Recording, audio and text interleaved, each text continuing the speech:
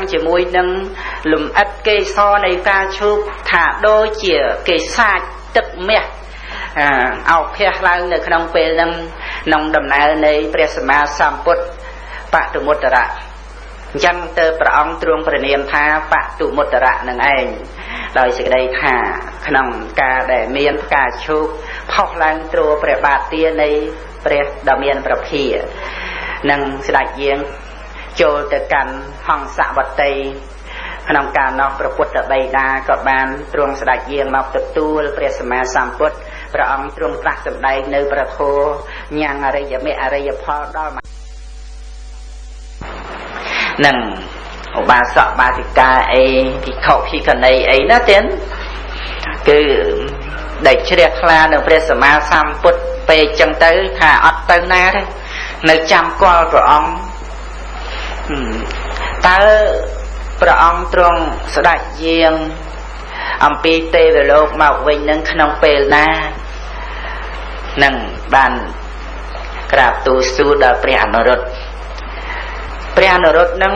ក៏មានព្រះថេរដីកាថាកិច្ចការនេះគឺនៅលើព្រះមហាមោគលានដែលលោកជំនាញផ្នែកខាងរិទ្ធសូមនិមន្តលោកឲ្យទៅសួរដល់ព្រះសាស្តាទៅនឹងព្រះអនុរុទ្ធនឹងមានព្រះថេរដីកាអញ្ចឹងក្នុងអត្ថកថាលោកបញ្ជាក់ថាក្នុងការដែលទៅសួរព្រះសម្មាសម្ពុទ្ធនឹងតលតែព្រះមហាមោគលានសាវកដទៃនិមន្តទៅមិនបានថាទេទៅបានដែលលោកមានរិទ្ធមានឈានមានអភិញ្ញានឹងច្រើនអង្គណាស់ប៉ុន្តែសេចក្តីនេះដែលព្រះអនុរុទ្ធចង្អុលប្រាប់ពុទ្ធបរិស័ទនឹងឯងឲ្យទៅនិមន្តព្រះមហាមោគលានដើម្បីនិមន្តទៅស្ថានទេវលោកទូលសួរព្រះរាមាប្រភេអំពីដំណើរវិលត្រឡប់នោះគឺចង្អុលបង្ហាញទៅព្រះមោគលានដោយអាស្រ័យការជំនាញរបស់ព្រះមហាមោគលានហើយដោយអាស្រ័យអេតតកិច្ចរបស់ព្រះមហាមោគលានផ្នែកខាងរិទ្ធដូច្នេះព្រះអនុរុទ្ធនឹងគឺលោកស្គាល់ទូនាទីឬក៏ស្គាល់ការជំនាញឬស្គាល់សេចក្តីពិសេសនៃបុគ្គលពិតមែនតែលោកអាចទៅបានដែលព្រះអនុរុទ្ធលោកមានអភិញ្ញាលោកអាចទៅបានតែលោកសូមឲ្យពុទ្ធបរិស័ទនឹងទៅនិមន្តព្រះមហាមោគលាននឹងដែលយើងត្រូវដឹងអំពីធម៌របស់សប្បុរសនឹងដែលលោកអាចស្គាល់បុគ្គលស្គាល់បរិស័ទអីនឹងយ៉ាងណាហើយកិច្ចការងារដែលលោកធ្វើនឹងគឺថាត្រឹមត្រូវទាំងគោរពទូនាទីនៃបុគ្គលបញ្ញត្តិនឹងចឹងក្នុងការនោះកាលដែលពុទ្ធបរិស័ទនឹងបាននិមន្តហើយព្រះមហាមោគលានក៏បានមុជចុះក្នុងផែនដីដែលមហាជនទាំងឡាយបានឃើញទៅទៀតបានឃើញនឹងភ្នែកស្រស់ហ្នឹងបានឃើញព្រះមហាមោគលានមុជចូលក្នុងដីបាត់ហើយទៅដល់ភ្នំព្រះសម័យផុសពីក្រោមដល់ឋានតាវតឹងហើយក៏ទូលសួរព្រះដ៏មានរិទ្ធិអំពីដំណើរស្ដេចយាងត្រឡប់ទៅឋានមនុស្សព្រះអង្គក៏មានប្រពុតដីកាថាចាំអំពីថ្ងៃនេះទៅ3ខែទៀតហ្នឹងគឺត្រូវជាថ្ងៃ15កើតខែអាសត់15កើតខែអាសត់ហ្នឹងគឺជាថ្ងៃបវារណាចេញព្រះវស្សាទៀតហ្នឹង15កើតខែអាសត់ហ្នឹងតថាគតនឹងវិលត្រឡប់ទៅឋានមនុស្សលោកវិញហើយទ្រង់ស្ដេចយាងចុះជន់ព្រះបាទហ្នឹងនៅក្នុងដែនដីឈ្មោះសង្កសៈនឹងនៅពេលដែលព្រះអង្គទ្រង់ត្រាស់សម្ដែងនៅព្រះអភិធម្មយ៉ាងណារាល់ថ្ងៃរាល់ពេលវេលាហ្នឹងបានជ្រាបដំណឹងមកមនុស្សលោកមកពុទ្ធបរិស័ទនឹងដោយអាស្រ័យព្រះសិរីបុត្រទៀតដែលព្រះសិរីបុត្រនឹងបានស្ដាប់បានរៀននៅព្រះអភិធម្មដែលព្រះសម្មាសម្ពុទ្ធទ្រង់ត្រាស់សម្ដែងដល់ព្រះសិរីបុត្រព្រោះនៅពេលដែលព្រះអង្គសម្ដែងព្រះអភិធម្មនៅឋានតាវតឹងហ្នឹង ដល់ពេលដែលព្រះអង្គទ្រង់ស្ដេចយាងបណ្ឌបាតក៏និមិត្តព្រះសម្មាសម្ពុទ្ធមួយអង្គដែលជាពុទ្ធនិមិត្តនឹងសម្ដែងព្រះធម៌បន្តអំពីព្រះអង្គទ្រង់ស្ដេចយាងបណ្ឌបាតនៅឧត្តរករុទ្វីព្រះអង្គទ្រង់ឆាន់យ៉ាងហាន់រួចហើយសម្ដែងព្រះអភិធម្មដែលបានសម្ដែងនៅឋានតាវតឹងហើយនឹងប្រាប់ដល់ព្រះសិរីបុត្រសម្ដែងព្រះអភិធម្មនឹងបង្រៀនដល់សិស្សរបស់លោកតទៅទៀតនោះនឹងចឹងហើយបានព្រះសម្មាសម្ពុទ្ធទ្រង់ស្ដេចយាងទៅសម្ដែងនៅព្រះអភិធម្មឋានតាវតឹងបន្តអំពីព្រះពុទ្ធនិមិត្តទៀតផងនេះគឺជាពុទ្ធវិស័យមិនអាចបកគលដតីណាដោយព្រះអង្គស្មើនឹងព្រះអង្គបានឡើយរយៈកាល3ខែណាទាំងក្នុងការដែលពុទ្ធបរិស័ទនៅលើផែនដីនឹងមានកម្រាស់តគ្នាប្រមាណ12យោជន៍ហ្នឹងគឺបានចូលអនាថបិណ្ឌគឺប្អូនអនាថបិណ្ឌកសិទ្ធិនឹងទំនុកបំរុងទៅដោយបាយទឹកនំចំណីនឹង3ខែគត់គឺនៅលើប្អូនរបស់អនាថបិណ្ឌកសិទ្ធិក្នុងការទំនុកបំរុងហ្នឹងណាទាំងហ្នឹងគឺជាទានធំណាស់អស្ចារ្យទៀតហើយសត្វតែជាពុទ្ធបរិស័ទជ្រះថ្លាចំពោះបត្រៃរតន៍ហើយសម្បូរទៅដោយព្រះអរិយបុគ្គលទៀតចូលអនាថបិណ្ឌទំនុកបំរុងទៅដោយអាហារភោជន3ខែនឹងនៅពេលដែលព្រះអង្គទ្រង់ត្រាស់សម្ដែងនៅព្រះអភិធម្មជាប់ក្នុងរវាង3ខែក្នុងពេលហ្នឹងក៏ព្រះអង្គទ្រង់ត្រាស់សម្ដែងនៅផតតេករតសូត្រផតតេករតសូត្រនឹងដើម្បីជាគ្រឿងរំលឹកដាស់តឿនស្មារតីរបស់ទេវតាទាំងឡាយនឹងផងដែរទ្រង់ដល់ពេលវេលាដើម្បីចុះចាកអំពីទេវលោកមកពិភពមនុស្សនេះក្នុងកាលនោះស្ដេចយាងទ្រង់ប្រថាប់ឈរនៅលើចណ្ដើរកែវទាំងដែលសកទេវរាជបង្កប់ឲ្យវិស្វកម្មទេវបុត្រនិមិត្តនៅចណ្ដើរកែវផ្នែកខាងកណ្ដាលហើយមកខាងទៀតចណ្ដើរមាសមកខាងទៀតចណ្ដើរប្រាក់ព្រះរាមាភិទ្រង់ស្ដេចយាងចុះមកឋានមនុស្សតាមចណ្ដើរកែវមณีទៀតកែវហ្នឹងកែវមณีហើយមហាព្រំក៏បានកម្មនៅឆាត់បានថ្វាយព្រះរាមាភិចុះមកមហាព្រំនៅម្ខាងហើយចំណែកប្រអិនសកទេវរាជហ្នឹងកម្មបាតរបស់ព្រះរាមាភិម្ខាងទៅរួចទៅសុយាមទេវរាជសុយាមហ្នឹងគឺជាស្ដេចទេវតានៅឋានយាមាទៀតឋានយាមាហ្នឹងគឺលើតាវតឹងមួយជាន់ទៅតាវតឹងរួចយាមាជាន់ទី3ហ្នឹងឈ្មោះសុយាមទេវរាជស្ដេចទេវតាហ្នឹងបានកម្មនៅវាលវិជនីផលិតដែលជាទឹកបក់ថ្វាយព្រះរាមាប្រភាហើយបញ្ចសិក្ខៈកន្ធប់ទេវបុត្រទាំងបានដេញពិនរបស់គាត់នឹងពណ៌លឿងដូចភ្នៅទុំចឹងហើយមានសម្លេងច្រើនមុខពិនជាទឹកណាទាំងហើយនឹងហែហនទៅដោយទេវតាទាំងឡាយផ្សេងក្នុងការនោះឯងដែលពពួកជនទាំងឡាយបានឃើញព្រះដ៏មានពភាតាំងតែពីចម្ងាយទៀតបានឃើញនឹងមិនមែនឃើញទៅដោយភ្នែកធម្មតាទេព្រោះតែឆ្ងាយណាស់តាំងតែពីព្រះអង្គទ្រង់ស្ដេចយាងចុះមកផ្ដើមចុះមកនឹងគឺព្រះអង្គទ្រង់អធិដ្ឋានហើយមហាជនទាំងឡាយនៅនឹងដីនឹងបានឃើញព្រះអង្គហើយក៏បានឃើញតាមការអធិដ្ឋានរបស់ព្រះសប្បាយទេទៀតដែលបានឃើញចឹងហ្នឹងហើយព្រះអង្គទ្រង់អធិដ្ឋានឲ្យមហាជនទាំងឡាយមនុស្សទាំងឡាយនឹងឃើញឋាននរកទៀតឃើញព្រះរួចស្រាប់តែឃើញឋាននរកទៀតហើយថាស្លុតសង្វេគអស់យ៉ាងចឹងទៅ ព្រះសម្មាសម្ពុទ្ធទ្រង់ជ្រាបអំពីមនុស្សលោកដែលមានការស្លុតក្នុងវែកពេកចឹងទៅព្រះអង្គក៏ទ្រង់អធិដ្ឋានឲ្យពួកមនុស្សទាំងឡាយឃើញទេវតាឃើញឋានទេវតាឃើញឋានសួគ៌ទេ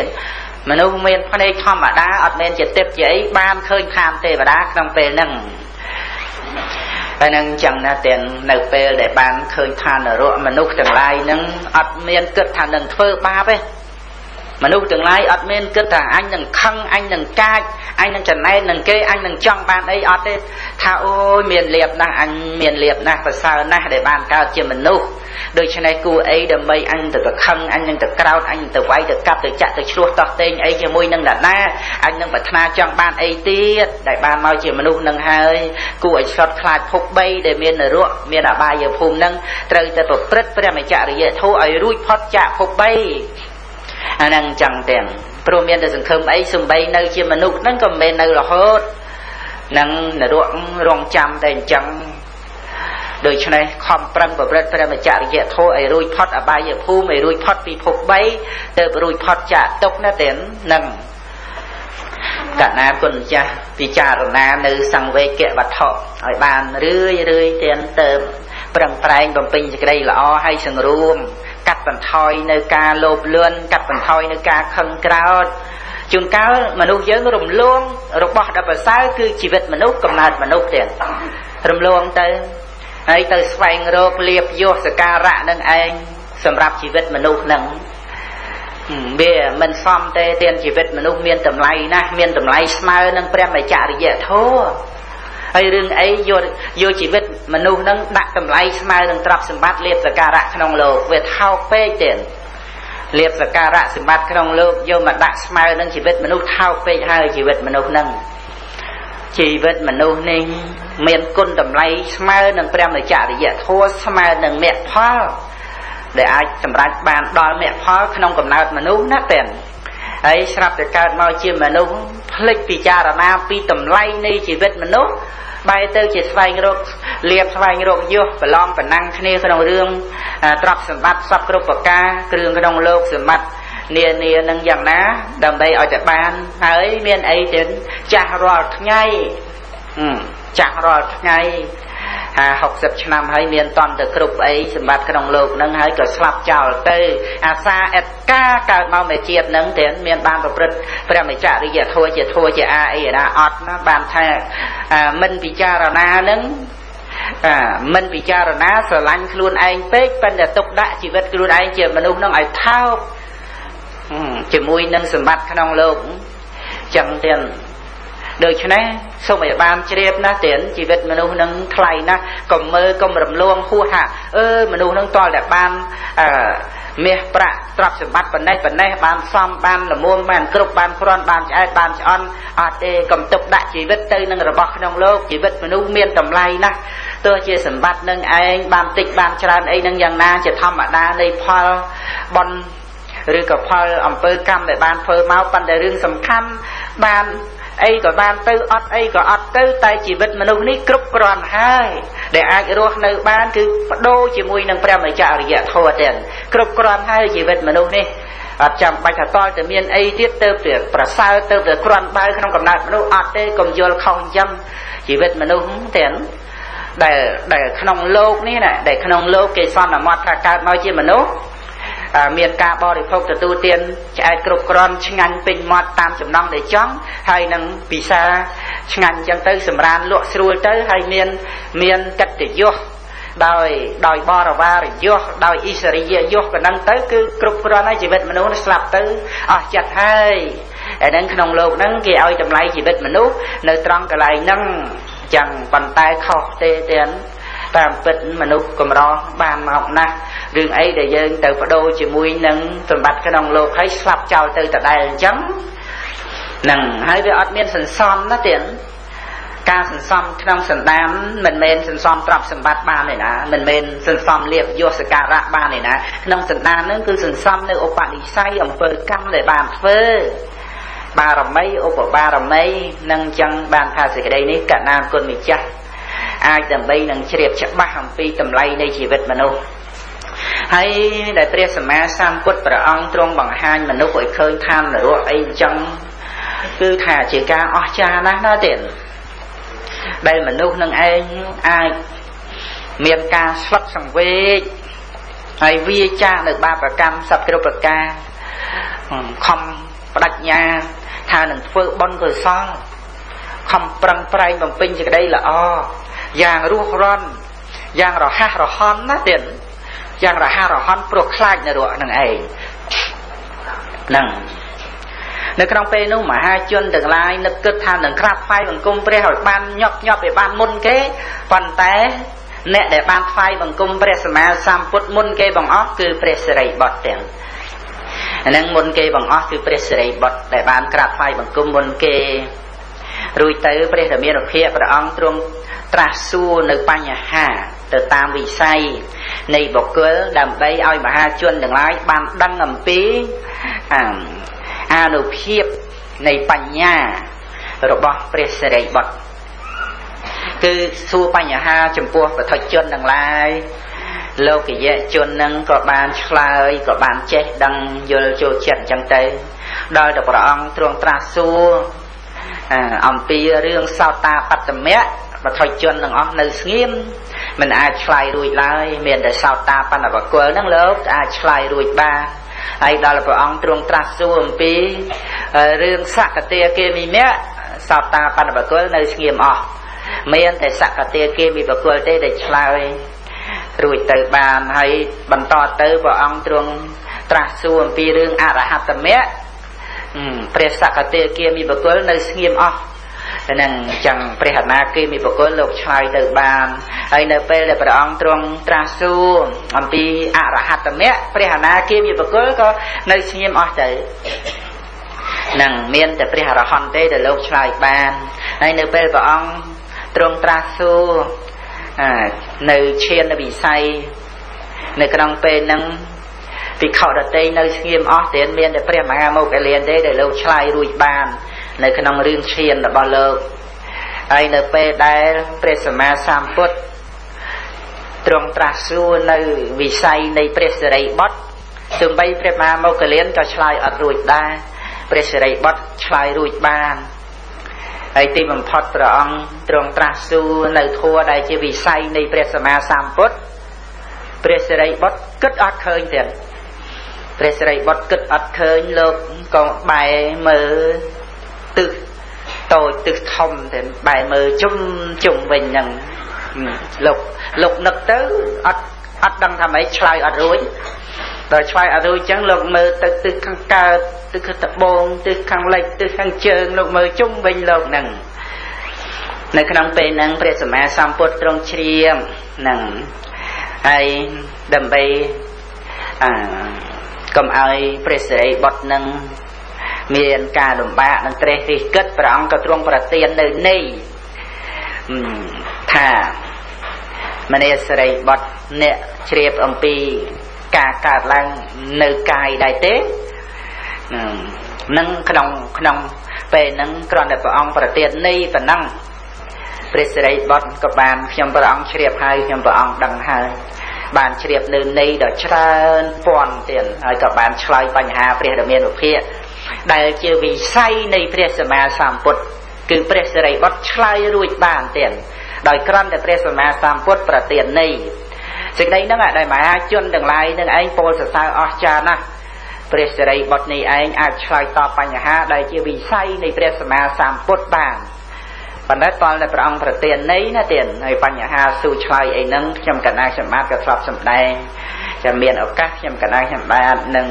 เมียนกาสำแดงเบาะสลายต่อเตียดนี่คือเจียให้ประกาศที่มุ้ยได้ในเย็นปีอกปัดเตในเรื่องราวนะเตียน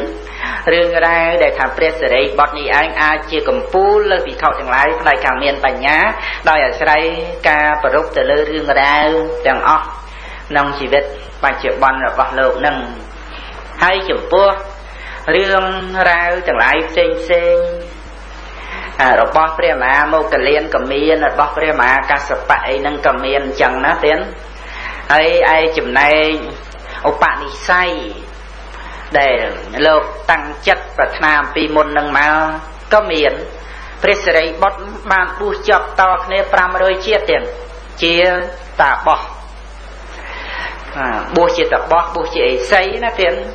ហើយមានសេចក្តីប្រាថ្នាដើម្បីឲ្យជាកម្ពូលលើសវិខទាំងឡាយផ្នែកការមានបញ្ញាអំពីព្រះសម្មាសម្ពុទ្ធមុនណា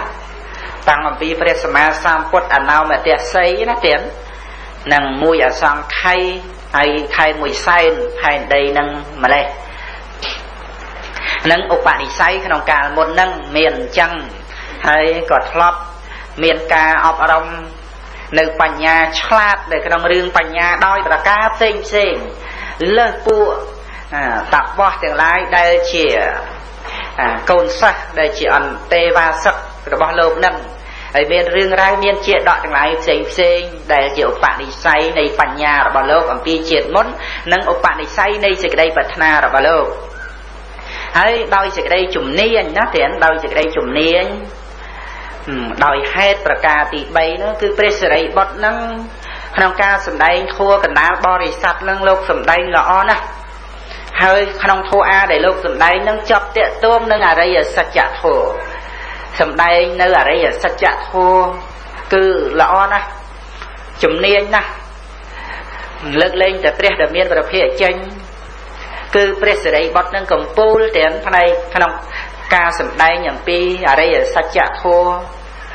គឺព្រះសិរីបុត្រនឹងកំពូលណាស់នឹងផ្នែកខាងជំនាញរបស់ព្រះសិរីបុត្រហើយផ្នែកខាងគុណវិសេសគឺថាលើកលែងតែព្រះដែលមានប្រភេទចេញនឹងតែម្ដងនឹងក្នុងរឿងបញ្ញាគឺថាព្រះសិរីបុត្រនឹងកំពូលលើសវិខទាំងឡាយដោយគុណវិសេសនៅក្នុងរឿងបញ្ញានឹងគឺណាទៀនហើយចំពោះព្រះមហាមុគលានក៏ចឹងដោយហេតុ4ប្រការដែរ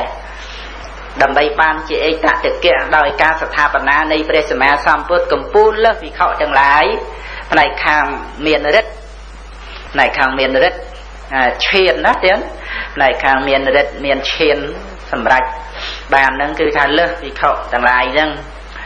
ដូចជារឿងរ៉ាវរបស់លោកក្នុងការបានសម្ដែងฤទ្ធិផ្ចាញ់នន្តោបនន្តនិករាជអីជាដើមហ្នឹងនៅក្នុងធម៌ពហុងហើយខ្ញុំកណ្ដាលខ្ញុំបានធ្លាប់សម្ដែងជាច្រើនឆ្នាំមុនហើយនោះក៏សម្ដែងហើយនន្តោបនន្តនិករាជហ្នឹងហើយដែលព្រះមហាមុគលានទៅផ្ចាញ់បានរឿងរ៉ាវហ្នឹងអញ្ចឹងហើយដោយឧបនិស្ស័យអំពីមុនរបស់ព្រះមហាមុគលានហ្នឹងក៏ស្តៀងគ្នានឹងព្រះសិរីបុត្រស្តៀងគ្នាប្រលោកជាអគ្គសាវកឆ្វេងទៀតនឹងចឹងហើយដោយការជំនាញរបស់ព្រះមហាមុគលានហ្នឹងតែជំនាញដោយរិទ្ធហ្នឹងលោកនិមន្តទៅឋាននរកបានណាទៀតនិមិត្តជាការឈប់ប៉ិនកង់រទេះគង់លើតបកការឈប់សម្ដែងធัวក្នុងឋាននរកធ្វើឲ្យភ្លើងនរករលត់ញ៉ាំងភេទតិចដល់ពួកនរកក្នុងពេលហ្នឹងមានកុសលវិបាកកើតឡើងដោយចក្ខុវិញ្ញាណកុសលវិបាកដោយសោតវិញ្ញាណកុសលវិបាកណាទៀតនឹងដោយការជំនាញរបស់ព្រះមហាមុគលានណាដែលភ្លើងនរកក្តៅប៉ុណ្ណាតែថាលោកអាចដើម្បីធ្វើឲ្យស្ងប់រងាប់ទៅបានដោយរិទ្ធណាហើយលោកនិមន្តទៅឋានទេវតាញឹកញាប់ណាស់សួរអំពីកតិគឺដំណើរដែលបានមកកើតជាទេវតាហ្នឹងហើយសួរហ្នឹងមិនមែនថាលោកមិនដឹងទេដែលព្រះមហាមុគលានសួរហ្នឹងតែសួរហ្នឹងសួរដើម្បីឲ្យទេវតានឹងឯងមានស្មារតីកុំរវល់តែសប្បាយរីករាយក្នុងកាមគុណឲ្យដឹងថាការដែលកើតមកជាទេវតាកើតដោយសារបុណ្យអីហើយបើបុណ្យហ្នឹងវាអស់ទៅនៅជាទេវតាទៀតដែរតែអត់ទេបើអញ្ចឹងកុំប្រមាថកុំធ្វេសប្រហែសណាត្រូវសន្សំសេចក្តីល្អបំពេញបុណ្យកុសលតទៅទៀតដែលព្រះមហាមុគលានសួរនឹងសួរដើម្បីដាស់តឿនស្មារតីនៃទេវតាប្រុសស្រីទាំងឡាយហ្នឹងនឹងដោយការអីដោយការជំនាញហើយដោយគុណវិសេសលើកលែងតែព្រះដែលមានប្រភេទចេញព្រះមហាមុគលានហ្នឹងគឺអត់មានអ្នកណាស្មើទេផ្នែកខាងដែលលោកមានฤទ្ធិមានឈានហ្នឹងចឹងហើយដូចជាព្រះមហាកស្សបៈក៏អញ្ចឹងដែរទៀតដោយមានហេតុ4ប្រការដើម្បីជាកម្ពូលលើសវិខទាំងឡាយដោយការត្រួតត្រងនៅធុតង្គៈគុណធុដងណាទៀតហើយនឹងការសម្ដែងអំពីរឿងធុដងហ្នឹងរឿងរ៉ាវរបស់លោកបកណាគុណម្ចាស់ជ្រាបប្រាប់ហើយខ្ញុំកណាក៏បានសម្ដែង dù hay đai ông pi ca để pro ông trong sạch giếng từ tua nơi prema kasapa tiền nè bạch lị miền nục áประมาณ đây bay kia vót đập pi kilo sạch giếng từ tua nó tiền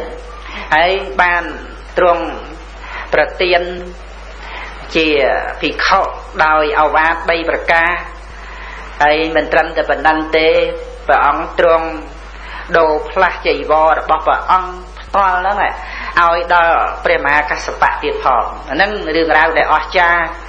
ដែលអាចដើម្បីថាលោកនឹងឯងកម្ពុជាលើភិក្ខុទាំងឡាយផ្នែកខាង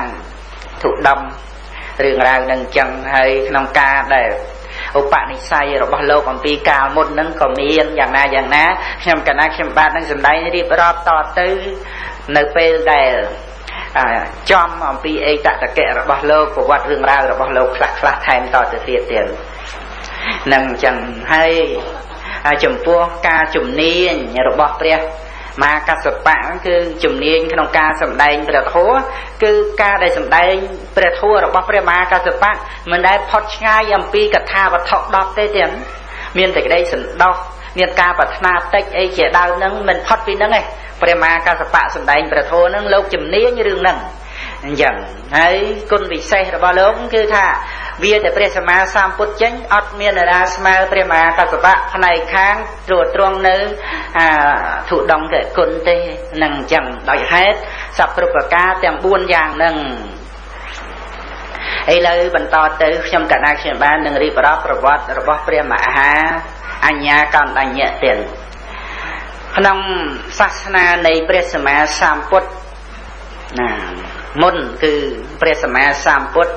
បតុមុត្តរៈក្នុងសាសនានឹងឯងដែលព្រះថេរៈអញ្ញាកណ្ដញ្ញៈនឹងបានកើតនៅក្នុងតកូល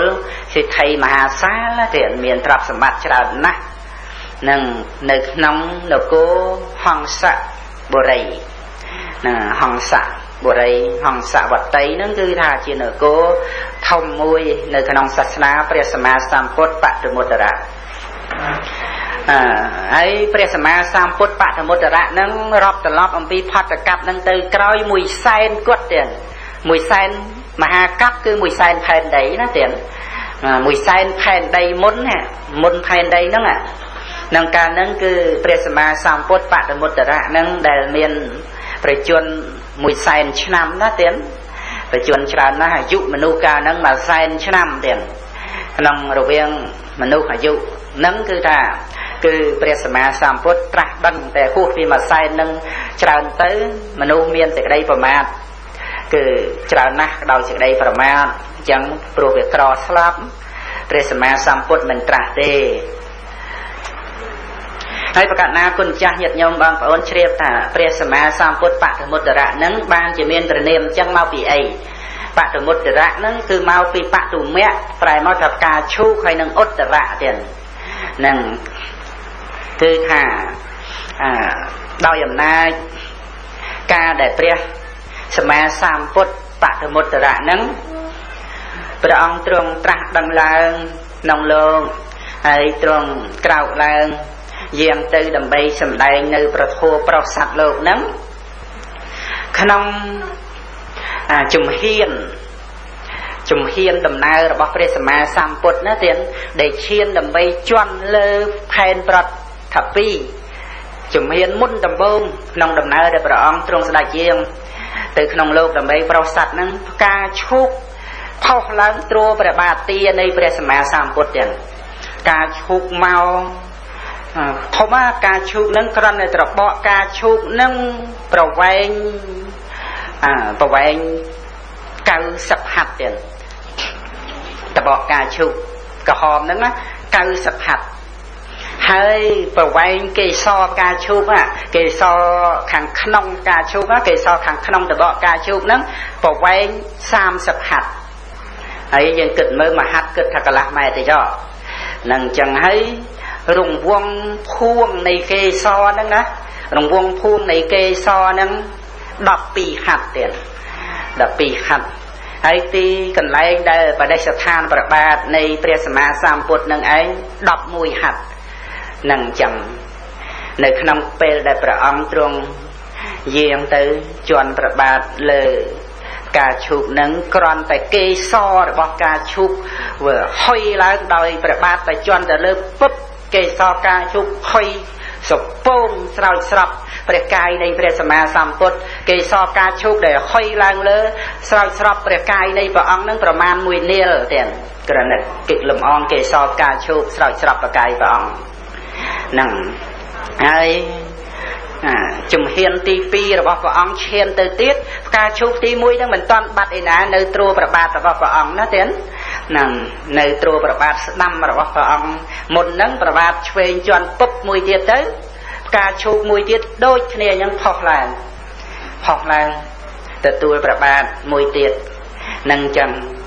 រួចនៅពេលដែលព្រះអង្គយាងប្របាទទៅដោយជំហានមួយទៀតទៀត